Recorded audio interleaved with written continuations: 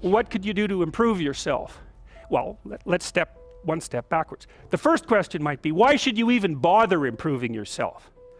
And I think the answer to that is something like, so you don't suffer any more stupidly than you have to. And maybe so others don't have to either. It's something like that. You know, like there's a real injunction at the bottom of it. It's not some casual self-help doctrine. It's that if you don't organize yourself properly, you'll pay for it, and in a big way, and so will the people around you. Now, and you could say, well, I don't care about that, but that's actually not true. You actually do care about that, because if you're in pain, you will care about it. And so you do care about it, even if it's just that negative way, you know. It's very rare that you can find someone who's in excruciating pain who would ever say, well, it would be no better if I was out of this. Sort of pain is one of those things that brings the idea that it would be better if it didn't exist along with it. It's incontrovertible. So you get your act together so that there isn't any more stupid pain around you than necessary. Well, so then the question might be, well, how would you go about getting your act together? And the answer to that, and this is a phenomenological idea too, it's something like, look around for something that bothers you and see if you can fix it. So now you think, well, let's say you go into you can do this in a room. It's quite fun to do it just when you're sitting in a room, like a room, maybe your bedroom. You can sit there and just sort of meditate on it and think, okay, if I wanted to spend 10 minutes making this room better, what would I have to do? And you have to ask yourself that, right? It's not a command, it's like a genuine question. And things will pop out in the room that you know, like there's a stack of papers over there that's kind of bugging you, and you know that maybe little order there would be a good thing, and you know, there's some rubbish behind your computer monitor that you haven't attended to for like 6 months, and the room would be slightly better if it was a little less dusty and the cables weren't all tangled up the same way. And like if you allow yourself just to consider the expanse in which you exist at that moment, there'll be all sorts of things that'll pop out in it that you could just fix. And you know, I might say, well, if you were coming to see me for psychotherapy, the easiest thing for us to do first would just be to get you to organize your room. You think, well, is that psychotherapy? And the answer is, well, it depends on how you conceive the limits of your being. And I would say, start where you can start. You know, if something announces itself to you, which is a strange way of thinking about it, as in need of repair, that you could repair, then hey, fix it. You fix 100 things like that, your life will be a lot different. Now, I often tell people too, fix the things you repeat every day, because people tend to think of those as trivial, right? You get up, you brush your teeth, you have your breakfast, you know, you have your routines that you go through every day. Well, those probably constitute 50% of your life.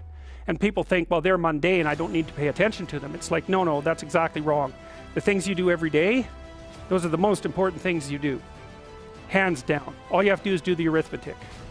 You figure it out right away. So 100 adjustments to your broader domain of being, and there's a lot less rubbish around, and a lot fewer traps for you to step into.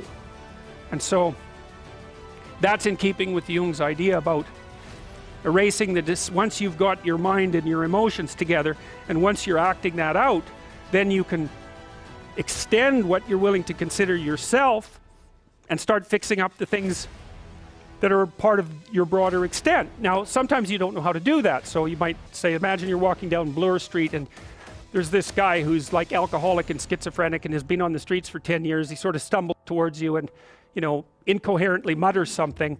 That's a problem. And it would be good if you could fix it, but you haven't got a clue about how to fix that. You just walk around that and go find something that you could fix, because if you muck about in that, not only is it unlikely that you'll help that person, it's very likely that you'll get hurt yourself. So, you know, just because while you're experiencing things announce themselves as in need of repair doesn't mean that it's you right then and there that should repair them. You have to have some humility. You know, you don't walk up to a helicopter that isn't working and just start tinkering away with it. You have to stay within your domain of competence. But most of the time, if people look at their lives, you know, it's a very interesting thing to do. I like the idea of the room, because you can do that at the drop of a hat.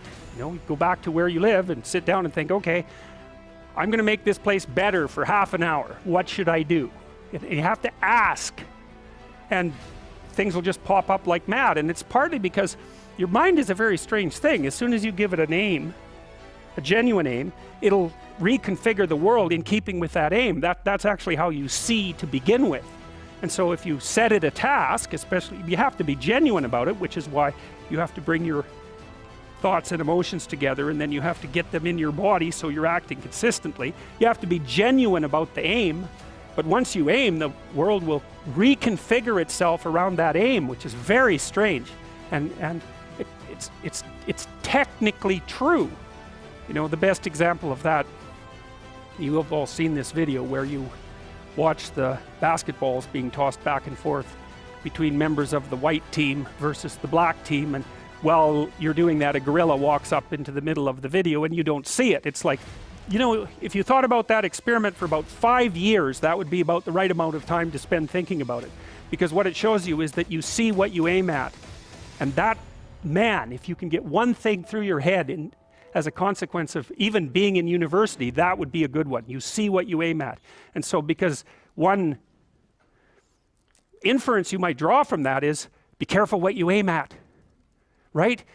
What you aim at determines the way the world manifests itself to you. And so if the world is manifesting itself in a very negative way, one thing to ask is, are you aiming at the right thing? Now, you know, I'm not trying to reduce everybody's problems to an improper aim. People get cut off at the knees for all sorts of reasons. You know, they get sick, they have accidents. There's a random element to being, that's for sure. And so you don't want to take anything, even that particular phrase, too far. You want to bind it with the fact that random things do happen to people.